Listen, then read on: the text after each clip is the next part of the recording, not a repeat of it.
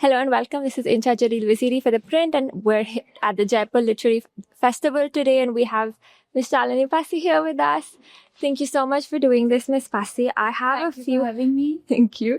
So your book is titled The Art of Being Fabulous, right? You also use that word a lot in your Netflix. So in fact, you were part of the fabulous contingent, right? So for you, what does the term fabulous mean? How would you define it? Well, first of all, fabulous can never be a contingent because you are your own person, right? You are your individual, and first of all, you have to embrace that. Unless you embrace your own individuality, nobody else will. So you are your own person, and so always remember that. But for you, how do you define fabulous? How I think it's embracing embracing who you are. And somewhere down the line, everything is so editorial. Everything is like we have to go to this school, this college. We have to, study this. There's so many things. And even from our parents, there's certain kind of a pressure, or from the society, norms that you have to follow. But maybe some people can, but some people can't. And then if you are, not following the norms and you're just killing yourself, if you want to follow, great. If it aligns with you. But honestly, for me, it's like every time I do something, and I work a lot. So most of the time I don't have the time to think how it's making me feel. But every day at night, I go back and I think how I'm feeling. And in the morning, I might just say, okay, sorry, I'm not doing it. And my team will be like, but you said, I said, yeah, but now I thought about it and I don't, so if how things make you feel, like if you, it's very simple. Like if you eat an orange or you eat a strawberry, and then you see how it makes you feel. It's exactly, in life, it's exactly that. So you have to see how things make you feel. Okay. So I think my next question is, thank you. You're an artist, a singer, a philanthropist, and now an author, right? So there's some people online who are saying you're basically collecting professions like Infinity Stones. What do you have to say to that? And why the sudden shift to writing? So I'm not a singer. I think if I'm a singer, then everybody will be a singer because we all can sing. God has given us, I sing a lot of bhajans. So honestly, the book, my language has always been visual. I wanted to be an artist growing up and an architect, but that couldn't be. But I continued to paint. I continued my journey, and visual has always been my medium, and words were never my strong point. In 2018, I started taking a lot of classes to make sure that, I can communicate properly. But it was after the success of the series, so many people reached out on DMs, and I was giving all these talks, and people just wanted to know simple things, and they wanted to know how to be able to do certain things. And actually things are really simple. We complicate them. And Penguin reached out to me to do the book. So I was not sure, and out of respect, I got on a call with them to say, okay, I don't think so. It's a good idea because, what will I say? And I said, my English is very basic and my ideas are really simple. And I don't think I can speak like Dr. Tharoor or, so many of the other authors or personalities. And I said, so they said, what, people want simple things. And so that's how it started. That's very fun. I mean, sorry, can I have that? Sorry, with all due respect to Dr. Tharoor, I mean, his books are amazing, but how many of them really understand it? I think the response that we've received to your book is so beautiful in just the few weeks that it has come, because people are understanding it. So when you say it doesn't matter if you're, we're not speaking like Dr. Tharoor. It's okay because you're saying something that the world is understanding. I think that's so important that you're saying what we want to hear, essentially. Yeah, so there are two things. There's, we all have things that we can follow, right? And they're all things that we aspire to.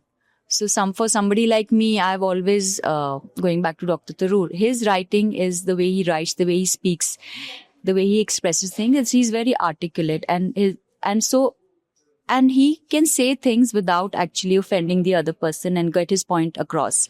Of course, we have people who speak very simply like me, and it's two different things.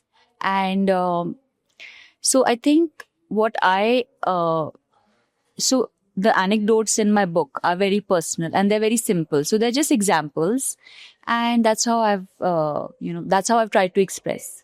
That's beautiful. My final question is, sorry, thank you. You have in the past and in your book said that you were very insecure growing up, but others have called you the quintessential Yash Chopra heroine. So how did that change? How did you learn to start accepting yourself? Well, it's nothing is 100%. It's everything is gray. Learn to accept. I don't think I've accepted myself even now because I work out a lot. I exercise a lot. I find that my nose is big, so I contour it nicely. I've accepted my hair finally. I don't straighten it. There was a time I would straighten it. And but I think the journey, it's also how much you can do. Like, it's like if I have to be here at the festival at a certain time, on time, I don't have the luxury of blow drying my hair for 2 hours. So it's also you prioritize with time. And when I was growing up, straight hair was the thing, even now the shampoo ads, everything is so silky, but that kind of hair requires like 3 hours or 2 hours and 10 products in the hair. I rather have hair at the end of my life than have beautiful hair for like 5 days. So and I think it's very gray, I used to stammer before, and I used to get almost paralyzed if I had to come in front of the camera because I thought I didn't look good on camera. I looked better in person. So there's so many grays. We all go through this. We think we are looking amazing or we are speaking beautifully, and then we feel very insecure because we see somebody who's doing better. But at the end of the day, my journey is my journey. I have to live my life to the fullest, right? And I don't have to be. And if you start comparing yourself, then you become a bitter person, right? Everybody is not equally, but you have your own. Sorry. To end with, in this day and age of quicker and cheaper plastic surgery and choosing the face you want, but you have said time and again that you prefer natural things. In fact, you even joke that you don't hold grudges because it gives you wrinkles. What is the advice that you can give to our younger viewers about the idea of beauty? So, when I open Instagram or see a magazine, or when I go to, say, a fashion show, or even I go to Bombay, everybody is looking the same because, they are, of course, getting fillers done and the hair looks the same, the makeup is the same. So where is, when you say even 15 years back or even 10 years back, the actresses or the models did have a lot of individuality. Like a Madhuri's face was very different than an Aishwarya's face, and they both are stunningly beautiful.